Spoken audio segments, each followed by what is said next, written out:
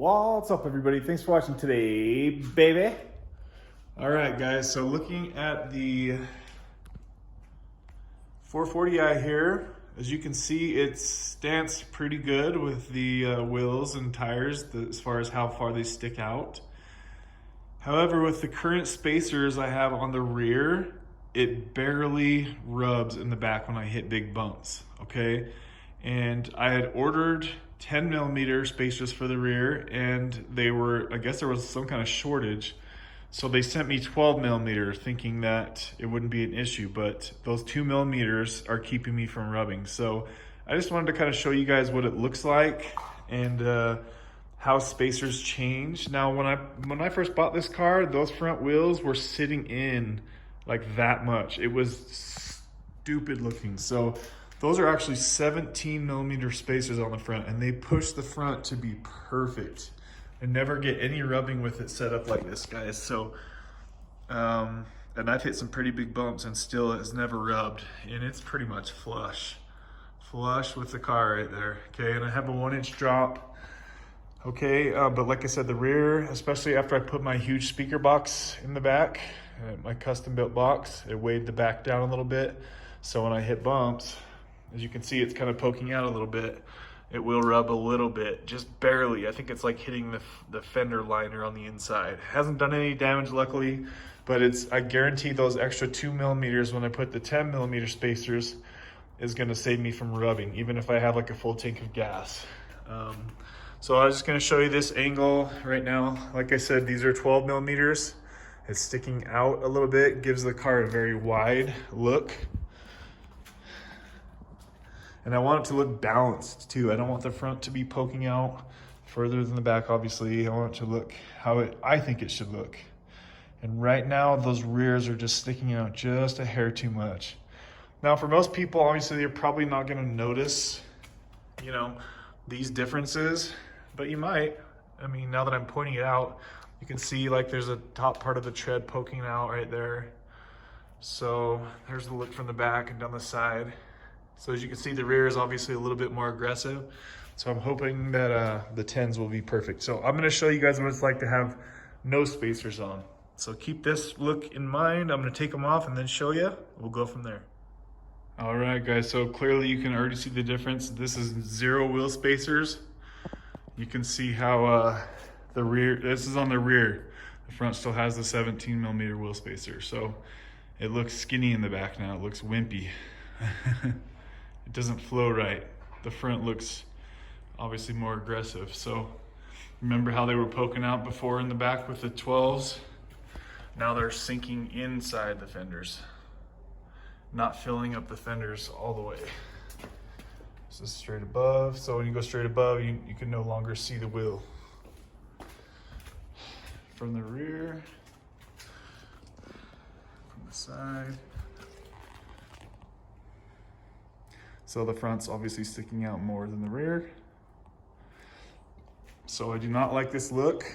It's not aggressive enough looking for me. So now we're gonna throw in the 10 millimeters and push them back out a little bit. And hopefully it should look perfect when we're done. One thing too, you can get any size of spacers. Get them on eBay.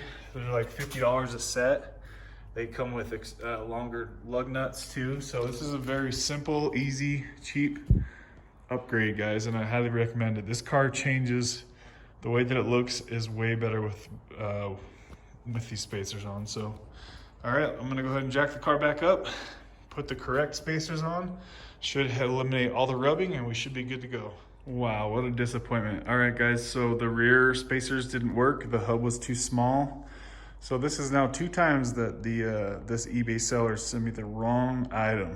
So I'm gonna have to go ahead and ding him on the quality control. I've never had any problems, but this certain guy. Anyways, so I took off the front as a bonus for you guys. I took off the front 17 millimeter spacer. There it is right there. That's all that was in there, getting the front pushed out. So see how it's all skinny and wimpy looking now on the front? That is not how you want to be rolling down the road. It looks too skinny. It looks like I got a donut on under there. That gap, you see the gap we've got going here, right here? That's unacceptable. So as you see, come right to the side, and you don't see the wheel sticking flush. It's sunk in. So just wanted to show you guys how big of a difference spacers make for such a small investment. It makes a huge difference. It totally changes the look of the car. Look at the rear, how mean that looks compared to the front. The front's all dingy and dinky looking. Even on stock rims, you can put spacers on stock rims and it'll the car look that much more aggressive.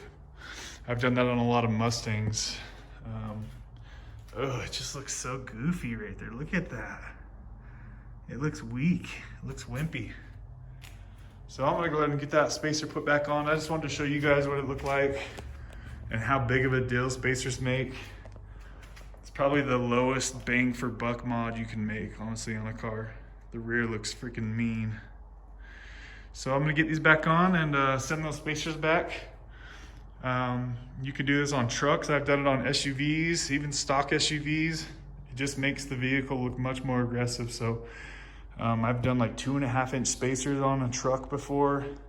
Never had any problems, knock on wood. So thanks for watching, guys. Don't forget to subscribe for more B58 vehicle content. And also, if you're interested in R1s, lots of moto vlogs coming soon. It's still 29 degrees out here in Utah. Spring's almost here. Thanks for watching, guys. All right, and we are back to how I had it before. So I basically did all that for your guys' entertainment. I didn't make any changes. This is exactly how it's been. So just to recap, I've got 17 millimeters in the front spacers and 12 in the back as it sits right there. And I'm just barely rubbing in the back so that when I get the 10 millimeter spaces on the back, it's gonna look perfect. It's gonna sit, it's gonna be as aggressive as it can be without rubbing. So that's what I've got going on, guys. Just experiment. Tell me your guys's, what's your view on it? I know it's kind of like a cheesy mod and some people look down on it. Like, yeah, do it. If you want to do it perfectly right, you can drop $4 or $5 grand on different custom wheels that set that way, but not many people are going to do that. These are already custom wheels and they were already expensive as is. So, and I didn't buy them, it came this way. So I'm just working with what I got. Thanks guys for watching.